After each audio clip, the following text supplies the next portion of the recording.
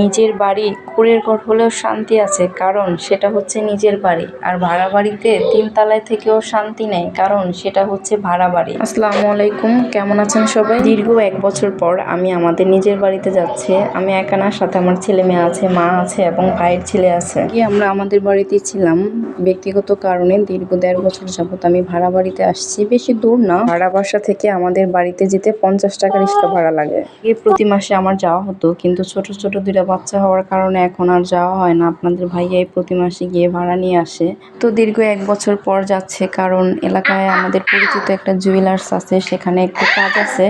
তো জুয়েলার্সের পাশেই হচ্ছে আমাদের বাড়ি। তো ভাবছি যখন জুয়েলার্সে যাচ্ছি, সাথে বাড়িতেও একটু ভাড়াটিয়াদের সাথে সবার সাথে দেখা করে আসি, কারণ দীর্ঘ 1 বছর যাবত যাওয়া হয় না। সবাই ফোন দিয়ে বলে যে ভাবি একদিন আসেন। তো ভাবলাম যখন এলাকায় গেছি একটু বাড়িতেও যাই। এই তো কথা বলতে বলতে জুয়েলার্সে চলে আসলাম। জুয়েলার্সের নাম হচ্ছে নূপুর জুয়েলার্স, আমবাগিচা রোড, আগানগর, দক্ষিণ কেরানীগঞ্জ, ঢাকা।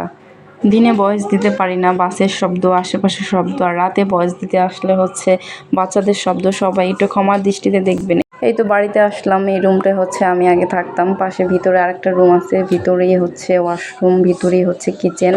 ওগুলো আর ঘুরে দেখলাম না। এখন আমি 2 তলায় যাইতেছি, মানে সবার সাথে একটু দেখা করতে আসছে, তো তাই আগে নিচতলায় সবার সাথে দেখা করে এখন 2 তলায় যাচ্ছে।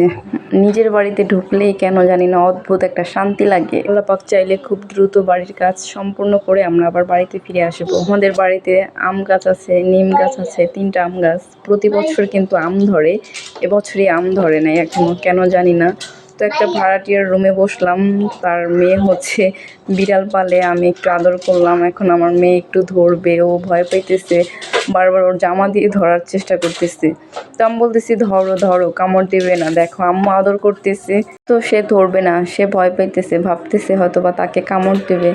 আমি আবার কি করব, আম্মু কথা বলতেছে সবার সাথে। আমি পুরো বাড়িটা ঘুরে দেখলাম, সবার সাথে কথা বললাম।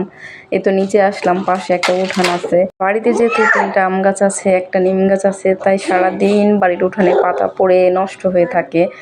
সবাই নাকি ঝাড়ু দেয়, সকালে একবার বিকালে একবার, তাও পাতা পড়ে। যেহেতু গাছ আছে, পাতা তো পড়বে, এটাই স্বাভাবিক। আর আমার তো তেমন বাড়িতে যাওয়া পড়ে না, বললাম না দীর্ঘ 1 বছর পর গেলাম। আর আপনাদের ভাইয়া হচ্ছে প্রতি মাসে একবার যায়, সে আর কি দেখবে।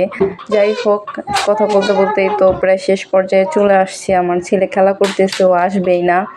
জুনায়েদের সাথে বল খেলতেছে, মানে ও বল খেলবে, জুনায়েদও বল খেলবে, ও মারবে। ছোট্ট মানুষ, ও কিভাবে মারবে, পড়ে যাইতেছে। ছেলে মেয়ে তো অনেক খুশি, কারণ তারা খোলামেলা একটা পরিবেশ পেয়েছে, খেলা করতেছে। তো এটা ছিল 19 রমজানের ভিডিও, মানে ভয়েস দেওয়ার কারণে আপলোড করা হয়নি। তাছাড়া ছেলে অসুস্থ ছিল, আমি অসুস্থ ছিলাম। আজকের মতো এই পর্যন্ত। ভালো থাকবেন, আল্লাহ হাফেজ।